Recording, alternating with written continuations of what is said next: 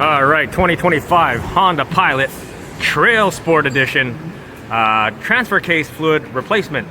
And you're wondering, why am I replacing transfer case fluid on a 2025 Trailsport? And actually, I'm not actually replacing it. I'm actually just topping it off. And that's because I just replaced the transfer case. But just to show you, here's the fill plug, here's the drain plug. Takes the 3/8 drive. Takes the 3/8 drive. So you just gotta fill it until it runs out of this, and then that's it. But if you want to see me replace the transfer case on this Trailsport 2025 Pilot, keep watching. So first thing I'm gonna do is make sure the drain plug is tight from the factory, and it is. And then we're just gonna bust the fill plug off. And then we are gonna fill it.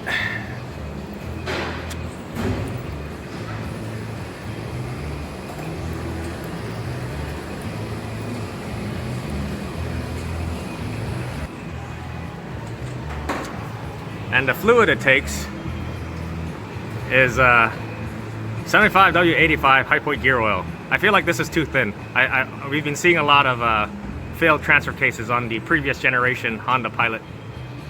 So all you gotta do is just fill it until it starts trickling out of the fill plug, and then that's it.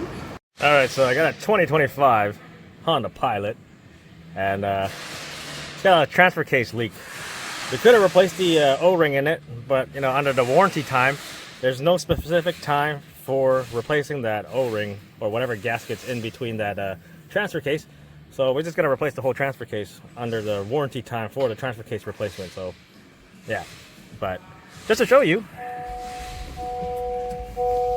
this thing's got less than 10,000 miles, and then the camera's rolling. Just told him to should have got a Toyota. I don't know if there's sound in that camera, but a dash cam. But anyways, let's go see if I have parts. Actually, you know what? Don't buy a Toyota either. They also leak, like my 4Runner. It's also leaking. But yeah, anyways, this video is sponsored by my coworker that's working beside me, because this is supposed to be his job. But I offered to take the job off him because I've never done one of these before. Since it's a new car, I want to be the first one to do it, so I know what I'm getting myself into, if in case this is going to be a common issue. So yeah, let's get right to it. Oh, it's dripping. I don't know if you can see it right there. All right, we think it's this plate. There's an O-ring in there, but I'm not paying for it. He's just gonna put a new transfer case in it. So I don't know. This transfer case is kind of weird. I don't know why they couldn't have stuck it with the same design as the last one, because this drive shaft goes through it. It goes right through it. Oh, let me get a better view here. Yeah, that drive shaft goes through the transfer case, but the old one, the drive shaft doesn't go through the transfer case. So we're gonna have to pop this exhaust off so we can get this thing far enough past the dowels once we slide it out. And we also have to get the drive shaft out. The plate is heavy, but here's more of that drips. That's gear oil. All right, so we're gonna start by removing the exhaust. Flat rate time for this thing is 4.6 hours to replace this guy. 4.6 warranty time. So I don't know what I'm getting myself into, and there's no shop manual on how to replace this thing, because I looked.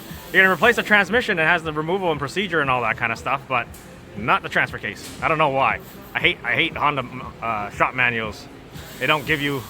Sometimes there are things that are in there that they don't tell you what what you need to do to replace certain things, like the transfer case. There's no manual for it. It's weird. So it's just me figuring it out. So I'm gonna remove the exhaust, remove the propeller shaft, remove the drive shaft, and then there's a bunch of bolts that bolted up to the transmission, and then we'll see from there. At least everything is still new, so everything should come out easy. No torch.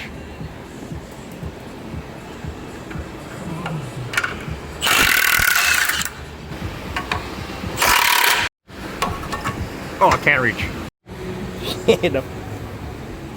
That's the exhaust out of the way. Clientele. Yeah. Everybody's relaxed. Yeah. Nobody's gonna go, what are you doing? This thing done. You Let's see. You gotta remove this drive shaft. So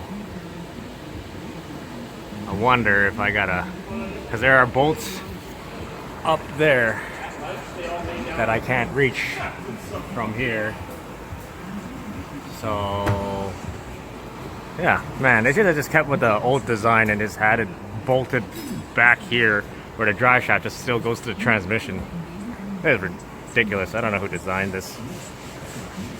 There's also brackets up over here above the transfer case that bolts to it too. So how do you reach that? You have to drop the subframe? Oh well, figure it out. Alright, so I just took the new one out of the box just to see what I'm getting myself into. So there's bolt holes up on the top for a bracket that bolts up here. You got a bunch of long ass bolts over here that I don't know if I can reach. We'll get there. I don't know if I have to drop the subframe now too. 4.6 hours. It's either going to be not enough because it's warranty time, or it's because it's if you do this enough and it's that high of a number where it's warranty time, it's actually not paying you enough. That's what I think.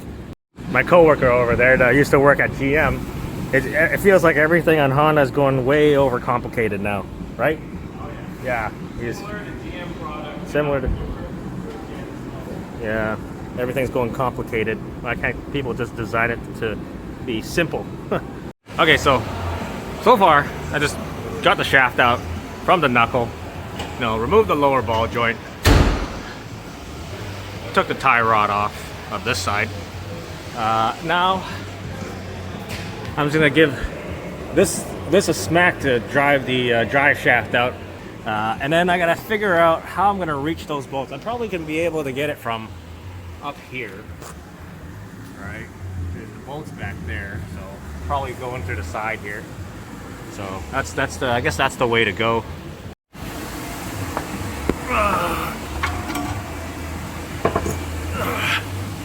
We can get this heat shield out of the way. All right, so the struggle is real. I can't get at that bolt. I just can't get at that bolt. And it's behind a cat. I'm seriously considering removing this cat. And I think I can get it out from the side here. Over here. I just gotta remove the bolts that's up on top for the, where it bolts up to the head. And because I don't know why they designed it like this. I don't know why they gotta make it so complicated. The engine mount right there is bolted to the top of this transfer case. So I will still need to have the space to get at these bolts. Even if I got this shaft out, I gotta remove this cat to get at these bolts at the top that's mounted to the top of the transfer case. Probably still sleeping. He hasn't woken up yet. Can't get to work. All right, it's the next morning. I just went home, slept on this, maybe start fresh today in the morning, and yeah, so that's what we're at. Anyways, so I was able to get the two bolts over here and there on that cat. I was able to get a really long extension to crack the one bolt that's right up there. So I just used a really long extension to crack the one bolt. So now I got to reach, I guess, from the side to get the one on the bottom of that cat that I can't see from either down under or from side. But you can see how much space that calic converter wraps around that heat shield, right? And how close that heat shield is to the bottom bolt. So yeah, there's, by the way, my shop foreman found the shop manual. You have to go to component location and then click on a component with the one tiniest pixel to click on a link. You can't even click on it. You gotta move your mouse onto the one little pixel for the link to get to the removal procedure on this. This is so dumb. I don't know who makes the shop manuals. But anyways, let me get this thing out and then see how it goes. I wonder if I can fit it through here, this hole on the side. I got all the bolts out. I'm gonna see if I can get that. See if it'll come out from the side.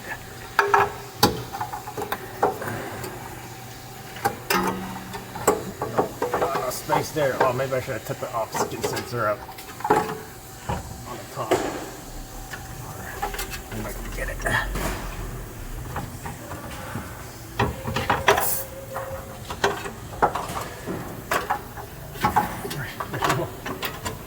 Nowhere to maneuver. No, it's stuck. Okay. Figure it out how I'm gonna. Yeah, so I thought I can, but that oxygen sensor up there is in the way. I can't go up high enough to get it past this thing here. So more trial and error. Okay, I think I got this pretty much figured out. I had to, maneuver it around so I can get the shield for that guy out. Once that guy's out, I can move that cat even further away to get this other heat shield out that covers up the steering rack. Let me see it again. So covers up the steering rack. Now I think I can get that cat out. So let's see if I can maneuver it out the side or out the bottom. Where are you guys? Oh, there you go. So now I can get this cat out. Now see what other hurdle we gotta get at. Oh, the oxygen sensor connectors are hanging up on the sway bar. I gotta get that out of the way. Oh, you guys can't see nothing. There we go. So that is the catalytic converter out. Oh no. Okay, hold on, it's caught again. Connector right here under the sway bar. So that's the cat out. God damn. Okay, hold on. Hold on. Connector stuck underneath the control. There we go. Yeah. That's the cat out. So actually, it's not that bad, but that's the first time. Now let's see what we're getting ourselves into. So now there's this engine mount. There's also a bracket here. Oh, maybe it's not the engine mount bracket. Oh, it's not. It's just a separate bracket that bolts to the block. Okay, so not too bad. I thought this thing was part of the engine mount to bolt on top, where we gotta freaking take the mount off to get this thing out. So at least they're not that stupid. Or are they? Huh. Marvin's gonna watch another man slide his shaft out. There you go. It's a long shaft. There you go. So let's see. So that's the I guess the intermediate shaft, half shaft that goes right through the transfer case, and you can smell gear oil soaked in it. So that's that. I'm gonna put it down with the rest of this stuff. And now you got all the room in the world to get at. 1 bolt, 2 bolt, and then I think it's just a 1 bolt that's mounted to the block. I can't really see. Let me get that camera up there so I can see what I'm looking at, because I'm at a bad angle. Is that behind? No. Okay, well, this the 2 bolts up to the block, and then the bolts onto. So I think I can just unbolt it here. You can see my hand. Unbolt it. That bolts to the block. Those 2 bolts, and then we'll unbolt the bigger bolts, like that goes to the transmission right here. The through bolts, and then we should be able to get it out. I think. There's also a breather up there. I wonder where that goes. Nowhere I can reach, but I can probably pull it off the top there. Yeah, the vent on top. Anyways, let's get this thing out. Okay, yeah, I think I can just leave it there. It does hit the subframe. Yeah. But I think I can just leave it there. But when I put it in, I gotta make sure I put that bolt into there when I take this thing out. So the bolt that's just a subframe right there. I think that. Oh my God, man. But I think it'll be fine. We can get the rest of the bolts out, and then we can probably just pull it out. my heart sank for a bit there. As long as it clears the block. Yeah. We are out. I just got to transfer this bracket over to the new one. Make sure this bolt goes into here. And then it's this dowel. Yeah, there's also this dowel. That didn't come with the new one, so I gotta stick this dowel into there. So, any other dowels that I'm missing? No, that's just the one dowel. So yeah, that's it. Now everything's gonna be reverse order of installation. Gotta clean off the skid plate, all the dirt and oil. Look at that junk.